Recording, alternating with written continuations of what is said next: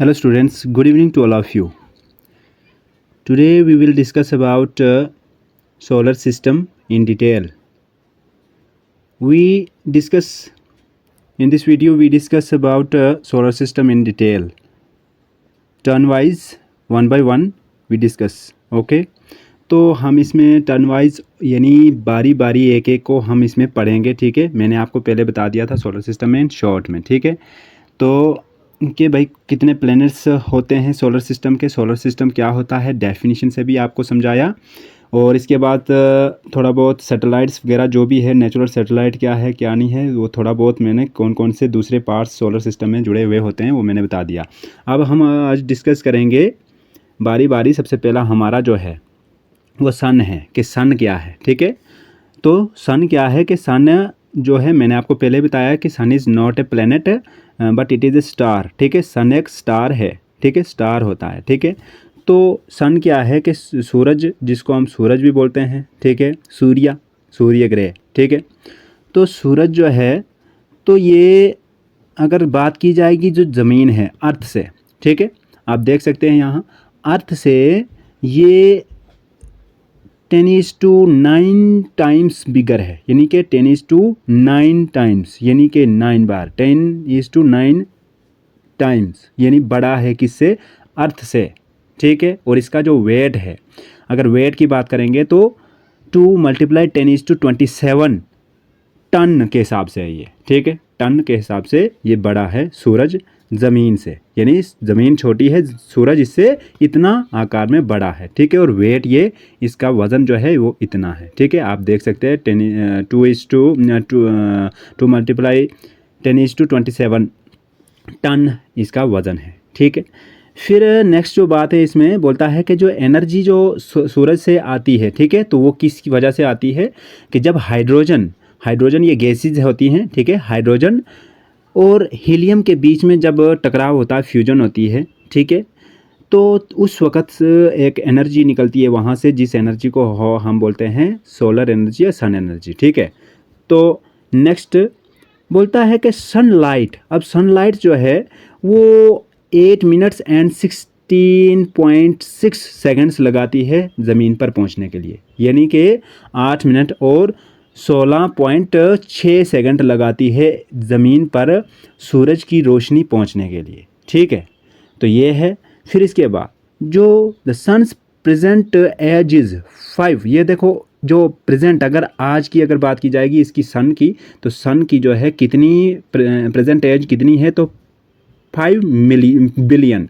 ठीक है, 5 billion years यानी इसकी एज है. ठीक है, और total life is 10 billion years. तो दैट मीन्स कि अगर 5 बिलियन ईयर्स इसके हो गए हैं, गुजर गए हैं, 5 बिलियन साल जो इसके गुजर गए हैं अगर. ठीक है, तो फिर पीछे अभी आधी ज़िंदगी इसकी बाकी है, यानी कि 10 बिलियन ईयर्स अभी इसकी टोटल ज़िंदगी है. ठीक है, तो आप देख सकते हैं कि अभी इसकी आधी ज़िंदगी. फिर इसके बाद जो है मरकुरी की बात करेंगे हम. ठीक है, मरकुरी जिसको हम बुध ग्रह बोलते हैं. ठीक है, बुध ग्रह. ठीक है, तो रेवोल्यूशन, इससे सबसे पहले रेवोल्यूशन जो है, अब जो सोलर सिस्टम में जो इसकी रेवोल्यूशन होती है. ठीक है, तो सराउंडिंग यानी ये सूरज के इर्द गिर्द जो घूमता है, ये चक्कर जो लगा रहा है. ठीक है, मीन्स कि सोलर सिस्टम में जो इसकी फास्टेस्ट रेवोल्यूशन होती है, बहुत तेज़ ये घूमता है मरकुरी. ठीक है, बुध ग्रह. तो 88 डेज़ इसको लगते हैं, यानी 88 दिन इसको लगते हैं एक जो है सोलर सिस्टम में जो है एक चक्कर अपना पूरा करने के लिए. समझ आई? ठीक है, फिर अब आगे पढ़ेंगे हम जो इसकी जो डायोनल रेंज जो है, टेम्परेचर, यानी जो टेम्परेचर इसकी जो रेंज है वो कितना होता है कि दिन में ज़्यादा हो जाता है और रात में कम हो जाता है. ठीक है, दिन को ज़्यादा रात में कम हो जाता है. और इसका कोई एटमॉस्फेयर नहीं है. ठीक है, एटमॉस्फेयर इसका नहीं है, हवाई करा इसका नहीं है, और ना ही इसके ऊपर कोई सैटेलाइट है. ये ध्यान रखना कि इसके ऊपर कोई मरकरी के ऊपर सैटेलाइट नहीं है और ना ही इसका एटमॉस्फेयर है. ठीक है, आगे बढ़ेंगे. वेनस, ठीक है। वेनस को आपको पता है, पहली बात तो ये है कि अर्थ ट्विन भी इसको कहा जाता है, यानी कि ज़मीन की तरह दिखता है, इसलिए इसको अर्थ का यानी ज़मीन का पृथ्वी का जुड़वा भी इसको कहा जाता है, ठीक है। और स्लाइटली ये कोई छोटा सा मतलब बहुत ही फ़र्क है ज़मीन और इसके आकार के बीच में, ठीक है, जो डायमीटर है, ठीक है, यानी कि 500 किलोमीटर लेसर इन डायमीटर, यानी कि डायमीटर में 500 किलोमीटर ही कम है ये ज़मीन के जो है आकार से, ठीक है, डायमीटर में यानी।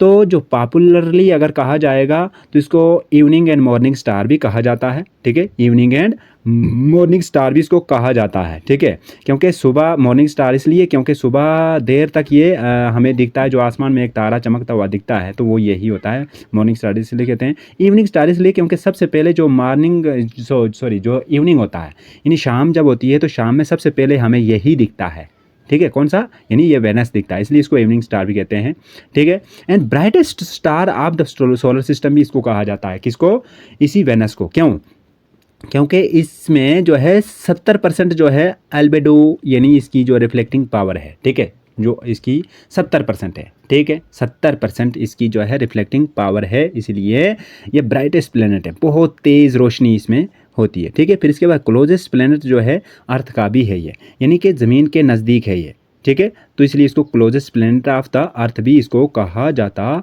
है, ठीक है। आगे बढ़ेंगे। इट इज़ द हार्टेस्ट, अब देखो ये एक तो सबसे गर्म प्लेनेट भी है सोलर सिस्टम का, सबसे गर्म यानी हार्टेस्ट प्लेनेट है सोलर सिस्टम का भी। और क्यों, इसलिए क्यों, क्योंकि वजह यह है कि जो ग्रीन हाउस इफेक्ट होता है, ग्रीन हाउस गैसेस की वजह से, ग्रीन हाउस इफेक्ट की वजह से क्या होता है कि इसका टेम्परेचर जो है वो बढ़ जाता है, 90 to 95% इसका हो जाता है। और इसमें 90 से 95% जो है इसमें कार्बन डाइऑक्साइड होता है, किसकी वजह से, ग्रीन हाउस इफेक्ट की वजह से, ठीक है। तो इतना इसमें कार्बन डाइऑक्साइड बढ़ जाता है, तो इस वजह से ये गर्म हो जाता है, ठीक है। फिर जो रोटेशन होती है तो ये क्लॉकवाइज इसकी रोटेशन होती है, जैसे जैसे क्लॉकवाइज यानी जैसे घड़ी की सुई चलती है ना, क्लॉकवाइज, ठीक है, यानी घड़ी की सुई जिस तरह से, जिस दिशा में इस तरह से चलती है ना, इस तरह से, ठीक है, तो इस तरह ये घूमता है, ठीक है, सोलर सिस्टम में। और इसके जो है 257 दिन इसको लगते हैं, यानी कि 257 डेज इसको लगते हैं। एक स्लोएस्ट जो है सोलर सिस्टम में स्लोएस्ट मूवमेंट इसकी होती है, रिवोल्यूशन होती है, ठीक है, सॉरी रोटेशन होती है, ठीक है। इसके बाद इसके ऊपर भी कोई सैटेलाइट नहीं, आप ध्यान रखना कि मरकरी के ऊपर भी कोई सैटेलाइट नहीं और वेनस के ऊपर भी कोई सैटेलाइट नहीं है। फिर इसके बाद मार्स, मार्स को आपको पता है कि मार्स को हम मंगल ग्रह भी कहते हैं, यानी रेड प्लेनेट भी इसको कहा जाता है और मंगल ग्रह, ठीक है। तो रोटेशन जो होती है इसकी 24.6 आवर्स, यानी इसको एक रोटेशन को पूरा करने में। अब रोटेशन और रेवोल्यूशन क्या होता है वो आपको मैं नेक्स्ट वीडियो में आगे बताऊँगा, डिटेल के साथ जब पढ़ेंगे तो आगे बताऊँगा, ठीक है। तो रोटेशन जो इसकी होती है तो ये यानी 24.6 घंटे इसको लगते हैं एक रोटेशन को पूरा करने के लिए, ठीक है। शॉर्टकट में बता देता हूँ कि मान लो कि ये पेन है मेरे हाथ में है, ठीक है, अगर जब ये इस तरह से घूम रहा है अपनी जगह पे, ठीक है, दैट इज़ द, ये रोटेट हो रहा है, लेकिन जब ये इस तरह से घूम रहा है किसी चीज़ के इस तरह से, दैट इज़ द रिवोल्यूशन उसको बोलेंगे हम, ठीक है। तो एक रोटेशन में शॉर्टकट आगे डिटेल में पढ़ेंगे, ठीक है। तो रोटेशन इसकी जो है वो कितनी होती है, तो 24.6 घंटे इसको लगते हैं, ठीक है। फिर इसके बाद जो रिवोल्यूशन की बात है तो इसको 687 डेज लगते हैं, यानी कितने, 687 दिन इसको लगते हैं एक रिवोल्यूशन को पूरा करने में सोलर सिस्टम में, ठीक है। फिर इसके बाद दो सैटेलाइट्स होती हैं जिसका नाम है फबोस एंड डाइमोस, ठीक है, फबोस एंड डाइमोस दो सैटेलाइट्स हैं इसके ऊपर, ठीक है, ये भी ध्यान रखना आपने। फिर जुपिटर के बारे में पढ़ेंगे। जुपिटर तो मोस्ट इंपॉर्टेंट है, ठीक है, ये क्योंकि एक लार्जेस्ट प्लेनेट भी इसको सोलर सिस्टम का माना जाता है, लार्जेस्ट प्लेनेट, ठीक है, सबसे बड़ा जो है जुपिटर ही सोलर सिस्टम का प्लेनेट है, ठीक है। और 71% इसका टोटल मास है ऑल प्लेनेट्स में, ठीक है, 71% इसका टोटल मास है, ठीक है। और इसके बाद इसको हम लॉर्ड ऑफ द हेवेंस भी कहा जाता है, यानी कि स्वर्ग का इसको जो है लॉर्ड भगवान भी कहा जाता है इसको, ठीक है, लॉर्ड ऑफ द हेवेंस भी इसको कहा जाता है, ठीक है।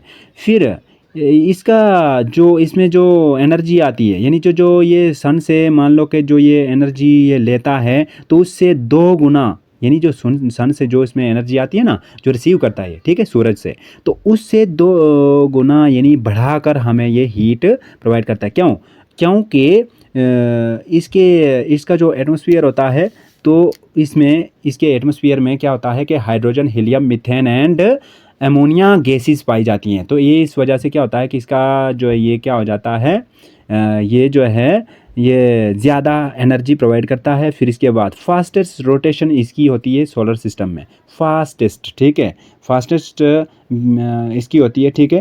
तो यानी कितना 9.8 आवर्स इसको लगते हैं, यानी कि 9.8 घंटे ही इसको लगते हैं एक सोलर सिस्टम में एक जो है रोटेट करने में, अपने आप को रोटेट घुमाने में अपने आप को, ठीक है। तो इसके ऊपर जो है 67 सैटेलाइट्स हैं, ठीक है, जिनमें से जो कुछ प्रोमिनेंट्स हैं जैसे यूरोपा, ठीक है, एंड गैनीमेड्स एंड कलिस्टो, ठीक है, कलिस्टो, ठीक है। तो ये कलिस्टो, तो ये कुछ सैटेलाइट्स जो कि बड़ी हैं, और इन सब सैटेलाइट्स में से गैनीमेड जो है ना, गैनीमेड बहुत बड़ी सैटेलाइट है, ठीक है। सबसे बड़ी जो सोलर सिस्टम की जो बड़ी सैटेलाइट है, ये मेन इंपॉर्टेंस पॉइंट्स होते हैं, तो ये आपको ध्यान रखने होते हैं। तो गैनीमेड जो होती है वो सोलर सिस्टम की सबसे बड़ी सैटेलाइट है, ठीक है। तो थैंक यू सो मच, और वीडियो को लाइक करना, कमेंट करना, शेयर करना ना बोलो, अपने फ्रेंड्स के साथ शेयर करके वीडियो को देखो, ठीक है, ताकि उनको सबको ये नॉलेज मिले। और कोई अगर इसमें बीच में कोई आपको कोई परेशानी, कोई प्रॉब्लम पड़ती है, ठीक है, कोई डाउट्स रहते हैं, तो आप कमेंट करो, कमेंट करके आप सब हमें मुझे बताओ कि कौन सी प्रॉब्लम आ रही है, मैं सब आपको डिटेल में बताऊंगा, ठीक है। Thank you so much for watching my video.